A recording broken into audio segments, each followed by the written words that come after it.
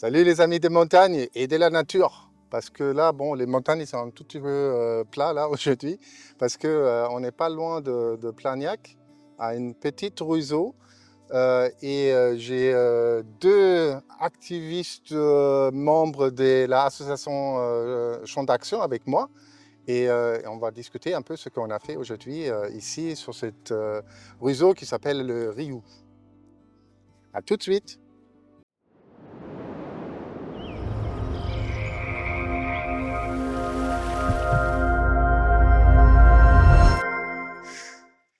Oui, salut, je suis avec Florence et Guillaume.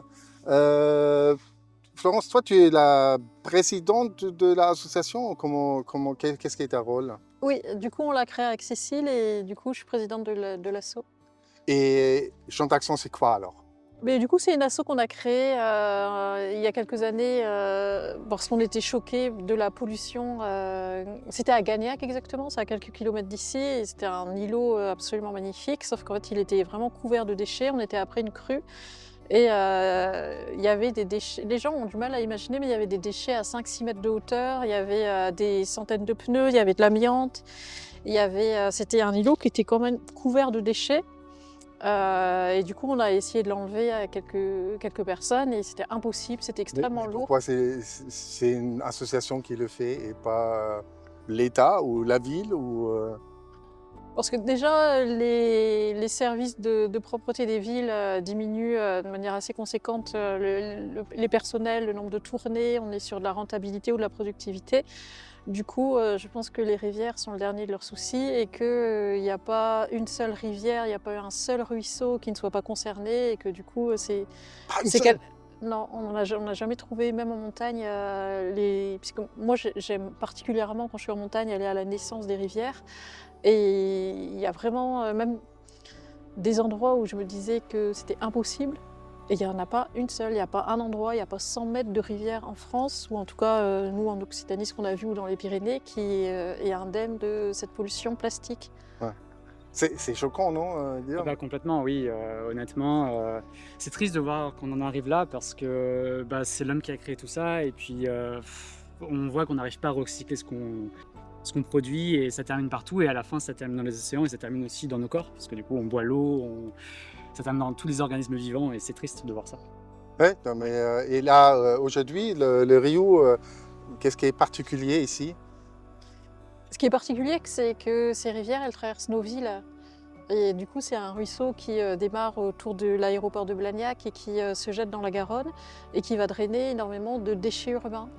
Et la particularité de Blagnac, c'est qu'elle tend vraiment à essayer de protéger ses écosystèmes. Et du coup, on est dans un lieu qui est magnifique et des plus belles rivières pour moi autour de Toulouse. Il y a énormément d'espèces qui nichent un petit peu partout. On a un écosystème qui est préservé, mais tous les ans, on revient et tous les ans, on retourne. Et Et il est énormément de naturel, déchets le plastiques. Rio? Il est en partie naturel. La première partie du Rio a été entièrement bétonnée et c'est une monstruosité. Et comme on s'entend bien avec les services de la ville, du coup, on en a beaucoup parlé et du coup, ils ont débétonné la rivière, ils lui ont recréé le méandre naturel, ils y ont réintroduit des espèces naturelles de chaque côté Ok. et du coup, mais c'est pour montrer qu'il y a des villes qui vont complètement dans le bon sens alors qu'on est à la sortie de Toulouse et qu'ils ne touchent pas à leurs rives, il y a aucun aménagement. Du coup, moins il y a d'aménagement, plus il y a d'espèces, alors qu'à Toulouse, on va dans le sens inverse. Il y a un projet d'aménagement des Amidonniers, 7 deniers, pour y créer une piste cyclable. On va juste éliminer de 90% les espèces qui y sont, alors qu'on y trouve des serpents, on y trouve des araignées géantes, il y a beaucoup d'espèces qui sont protégées. Et du coup, dans cette ville qui est juste à la sortie de Toulouse, ce qui est particulier, c'est que cette protection de la biodiversité, elle est prise en compte. Elle est prise en compte notamment avec les écoles de la ville.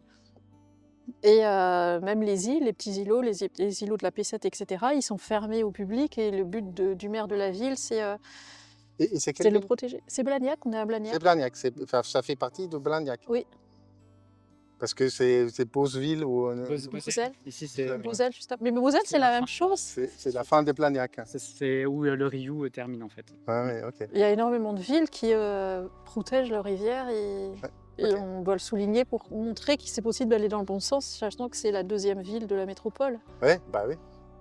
Ouais, c'est quand même ouais, étonnant. On a trouvé quoi là aujourd'hui dans le Aujourd'hui, on a trouvé plein de choses. On a trouvé une roue, une sorte de jante, je crois, qui était vraiment usée. Ça doit faire à peu près 20 ans ou 30 ans qu'elle est là, parce qu'elle était tellement corrodée et en lambeaux presque pour certains endroits. Ensuite, on a trouvé des déchets classiques, hein, vraiment des petites bouts plastiques en fait de partout qui sont complètement déchiquetées. Donc ça, c'était ce qu'on a trouvé aussi. Ah, j'ai trouvé quand même 2 chaussures, hein. Deux chaussures aussi. Mais c'est ouais. pas le même paire, hein. Ah oui, voilà, donc c'est-à-dire qu'il en reste 2 encore à déterrer, donc faut revenir encore. On a trouvé aussi plein de canettes, des bouteilles de verre, des choses comme ça. Et plus en fait on se rapproche de la route, plus on voit qu'il y a des déchets. Donc faut faire gaffe aussi. Déjà, ce qui est important aussi, il faut faire gaffe parce que quand on marche dans ces milieux-là, il y a beaucoup de biodiversité. Donc par exemple, on a pu croiser un serpent, une petite couleuvre qui est d'ailleurs juste à côté là, jaune et noir. Donc il faut faire attention à ne pas déranger la biodiversité, à faire attention aux marches pour éviter d'écraser certaines espèces, certains champignons, des choses comme ça, parce que les espèces vivent dans ces milieux et c'est tellement riche en biodiversité que ça fait du mal en fait de voir tous ces plastiques à côté qui n'apparaissent pas. Et ça, c'est un peu ta rôle de sensibiliser les membres de Jambes d'Action? Oui, c'est un peu ça. J'ai plusieurs rôles, donc c'est un peu coordonner les sorties. Donc par exemple, rappeler les règles de sécurité aux gens parce que ça peut être aussi dangereux quand on est là. Alors que le Rio, c'est un peu moins dangereux, mais quand on est à côté de la Garonne, on peut tomber dedans. Donc il faut faire gaffe. Toujours s'assurer que les gens ne se blessent pas aussi. S'assurer que voilà, les gens restent en groupe et tout. Donc rappeler, c'est ça, toutes ces règles de sécurité. Et après, aussi faire du tri parce qu'on va avoir du métal. Donc il faudra trier le métal d'un côté, le verre, on le trie de l'autre. Et tout ce qui est un peu tout venant, tout ce qui est déchiqueté et tout, forcément, on met à la poubelle et on demande après, je crois, au service de la ville de venir chercher toutes les poubelles. On les met dans un coin, voilà. Ok. Et ça fait du bien de voir aussi des gens. Donc c'est aussi il y a cet aspect écologique. Forcément, on prend soin des lieux, mais aussi l'aspect un peu social. On discute avec plein de gens, des gens de tous les milieux, de tous âges, en fait, viennent avec nous et partagent ces moments de convivialité au final. Et c'est vraiment super agréable en fait de coordonner un peu tout ce beau monde. Ah bah oui, je m'en doute parce que c'est aussi un petit événement. Là, on a dimanche et ça fait des petites sorties. Et comme tu l'as dit, hein, c'est quand même un endroit super joli, hein. C'est dommage qu'on trouve tous ces déchets ici et que des gens ne sont toujours pas attentifs à ce qu'ils fassent avec leurs petits déchets avant ou après d'ici. Mais ça montre aussi, et c'est en ça que c'est important, que c'est pas la plupart des gens, et moi c'est la phrase qui m'énerve le plus, c'est de considérer que les gens sont sales. Et que c'est pas à nous de le faire, que c'est à la ville de le faire. Et du coup, quand les gens viennent sur place, ils réalisent que c'est les déchets de tout le monde. Ils voient une poubelle de la ville qui déborde, alors que les gens sont propres. Je veux dire, il y a 95% des gens du parc, du Grand Noble, qui ont jeté leurs déchets dans la poubelle. Mais après, c'est un problème d'infrastructure. On est dans un endroit hyper venteux, un coup de vent, et du coup, dès qu'il pleut ou qu'il y a du vent, la pollution des rivières, elle est multipliée par 10 juste le lendemain. Et prendre conscience en venant sur place et enlever ce cliché de la tête des gens que c'est les autres qui sont sales, et de ramener non, c'est toi qui consommes trop, c'est cette surconsommation qui fait que ça déborde dans nos rivières. Il y a pas... Parce que c'est maintenant, c'est plus même si on essayerait, c'est plus possible vraiment d'acheter des produits sans produire du plastique. Mais là, on a un spécialiste. Ouais. Non, mais c'est vraiment difficile. Oui, c'est très compliqué, bien sûr, hein, parce que c'est ça, c'est un peu la société de consommation qui nous fait... Alors, pour des raisons sanitaires, des fois, oui, il faut mettre du plastique, c'est vrai, mais il y a des moments, c'est inutile. Et en fait, il y en a vraiment une production énorme. Comme les bananes sont de la peau dans le plastique. Il y a ça, les bananes, les poivrons. J'ai des poivrons aussi emballés à l'unité dans du plastique et tout. Ouais. C'est un peu n'importe quoi. Ouais. Moi, j'essaye d'avoir ma petite production chez moi, mais des gens qui mangent de la viande, ils ont presque pas trop de choix, parce que même, entre guillemets, le papier, ils le mettent autour, c'est avec ces plastifiés à l'intérieur. Oui, tout à fait. Et en plus, juste à récent, probablement avec des PFAS dedans, hein. Ah oui, aussi. C'est vrai que ça serait intéressant de mesurer aussi le niveau des PFAS dans ces rivières-là. Je pense qu'on serait très surpris. Ouais. Et surtout que ça démarre à l'aéroport de Blagnac. Du Oui. coup, il y a énormément d'études qui ont été faites avant, Toulouse et avant dans les Pyrénées, mais on n'a pas une idée précise de la pollution à la sortie de Toulouse. Moi, c'est quelque chose qui... Parce que je sais que la plupart des projets qui me saoulent actuellement, comme la création, par exemple, d'une entreprise pharmaceutique sur l'île du Ramier, en plein Toulouse, qui est Sur l'île Oui, et qui est visiblement un projet qui est de paracétamol. Ouais. Avec les rejets que ça va avoir dans notre eau potable, elle a été faite après Toulouse. Il y a beaucoup de choses qui sont faites après Toulouse parce que nous, on prélève à Pêche David au tout début. Mais on a l'impression que le reste de la population, on s'en fiche. Et plus on avance, plus on arrive vers Grenade, plus on a des taux de PFAS qui sont, si on était aux États-Unis ou aux Pays-Bas, qui seraient dangereux, qui sont considérés comme dangereux pour la santé et qui, ça veut dire que dans les études qu'ils ont faites, ils ont montré que ça pouvait créer des cancers de foie chez les souris ou chez les espèces. Donc chez nous, aux États-Unis, aux Pays-Bas, c'est dangereux et c'est interdit et on a dépassé. Mais du coup, on a l'impression qu'en France, il n'y a aucune différence dans les êtres humains. Pourquoi est-ce qu'il y a cette différence d'un pays à un autre? Chez nous, c'est dangereux et nous, en France, c'est pas dangereux. Même pour toute Bah la non, faune. mais Même pour toute la faune. en général, c'est un problème des lobbies, hein. Les lobbies, s'ils sont trop forts, bah, ils vont changer les trucs. On ne va pas revenir sur les lentilles et sur ce que Hugo Clément il a récemment dit sur la augmentation du taux des pesticides qu'il Oui. peut vendre des lentilles qui viennent du Canada et on ne mange pas celles qu'on a ici. Mais tous ces trucs, oui, là, C'est la globalisation. c'est un problème systémique, ça c'est clair. Et là, bon, qu'après, qu'on reproduit un peu le paracétamol en France, c'est pas nécessairement mauvais, mais on peut quand même choisir le bon endroit. Ah ben là, ils ont choisi le pire. Oui, c'est ça. Ils vendent l'île du Ramier comme étant notre Central Park et que ça va être Oui. un îlot écologique. Qui est le fou qui s'est dit que c'était une bonne idée d'y installer L'usine Céveso en plus. Hein. une usine Céveso qu'on peut installer absolument. Et la FNE, le service juridique de la FNE est déjà dessus. Ouais. Et il y a plusieurs aberrations. La première aberration sur Toulouse, c'est celle-ci. Et la seconde, c'est de vouloir aménager les Amidonnées et le Sept-Deniers, alors qu'il y a des serpents, il y a des renards, Ouais.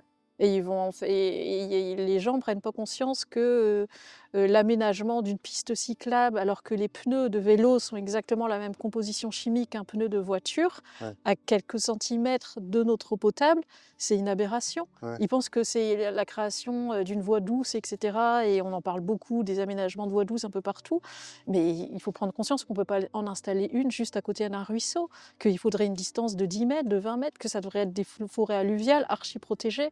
Et serait ça, le c'était un commencement. peu la motivation de créer Jean d'Action, de montrer ce qu'on a, de sortir surtout le poubelle et après aussi de communiquer un peu dessus, sur la Sensibiliser. quantité, des Pas, sensibiliser. pas du tout. Hein. Moi, au début, on voulait juste nettoyer Gagnac et passer à autre chose. Je ne pensais pas que ça prendrait une telle ampleur.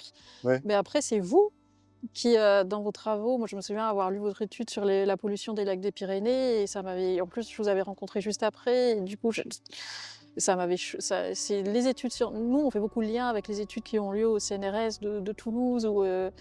Et c'est de se rendre compte qu'il n'y a plus aucun doute sur le fait que ça a un impact sur notre santé. Ouais. Il n'y en a plus aucun. Ouais. Et qu'il y a pour autant un écart considérable entre ce que vous trouvez, ce que nous, on trouve dans les rivières, ce qu'on remonte aux politiques, les décisions absurdes qu'ils prennent, et la plupart de la population qui est absolument pas informée. Ouais. Et du coup, c'est tout ça, en fait, qui fait qu'on a développé Champ d'Action. C'est une problématique. Oui, comme chercheur, oui, on essaye de communiquer, de produire la nouvelle connaissance. Mais après, si ce n'est pas utilisé, ça ne sert à rien.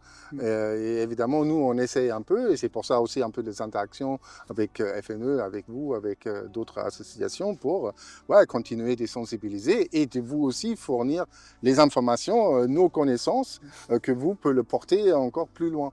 Par exemple, j'ai vu que le préfet de la réserve de Néouvielle, il avait interdit le fait de nager dans les lacs et de camper autour des lacs. Mais il a fait ça. Enfin, vous avez dû être soulagé, non? Qu'il y ait au moins un lac qu'on commence à aller dans ce sens-là ou pas du tout? Ça a été sur plus 63 maintenant dans les Pyrénées parce que les crèmes solaires, ils ont compris que c'est une souci, un problème. Certaines sont vraiment toxiques pour le milieu aquatique. Oui, c'est un soulagement, mais ça peut que être le début. On a besoin d'aller bien plus loin parce que les produits les plus toxiques, c'est celles qui sont utilisées comme insecticides sur nous. On voit des gens avec des bombes insecticides qui s'appellent dans la montagne, mais surtout aussi le traitement des vaches et des moutons, qui après rentrent dans le circuit aquatique. Et voilà, et après on a des soucis alentour de ça. Ouais, mais le fait que la décision elle vienne du préfet et que voilà, ça fait quand même évoluer les choses. Oui, non, mais c'est Moi, déjà bien que ça m'a étonné que déjà. certains impacts, oui, c'est bien. Mais bon, on va continuer à alerter parce qu'on a en montagne il y a plein d'autres problèmes qui sont vraiment importants, qui prennent de l'ampleur, qui sont aussi liés avec des risques santé humain, faune sauvage et aussi Mais bétail. je pense qu'on Mais a. c'est comme ici.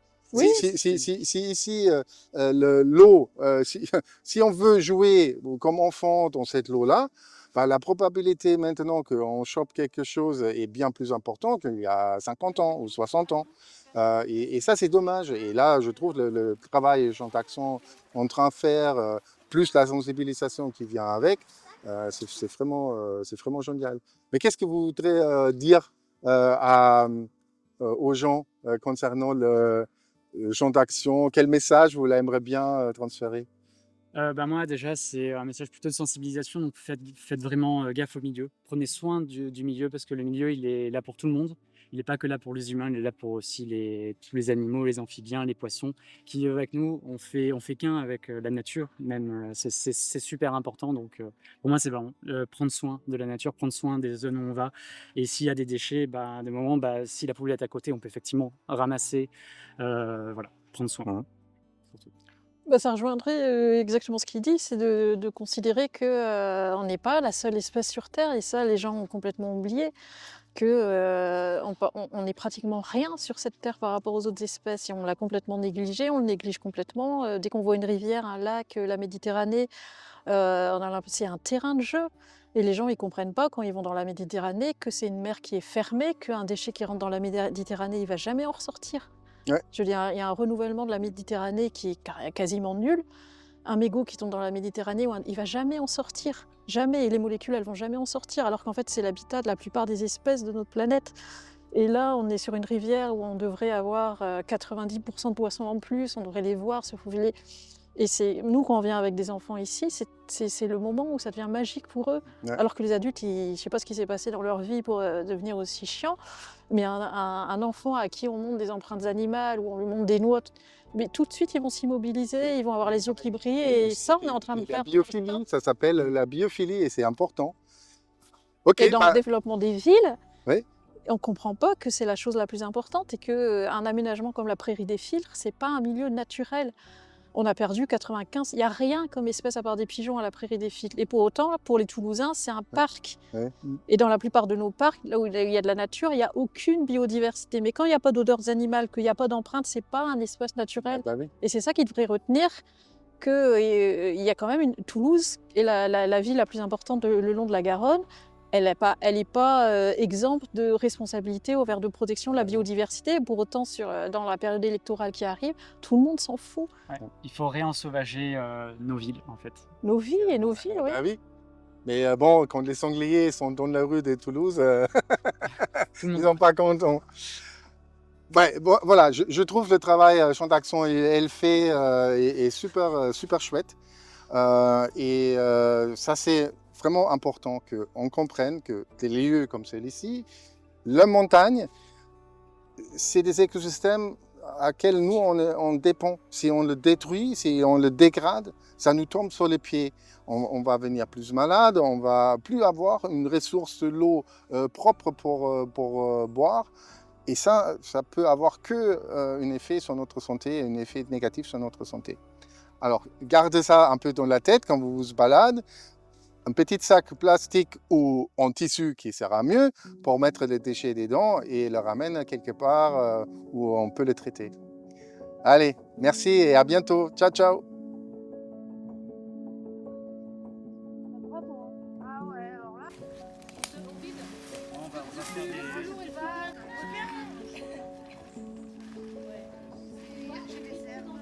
Oui, c'est ça. En fait, c'est pour déjà s'alléger.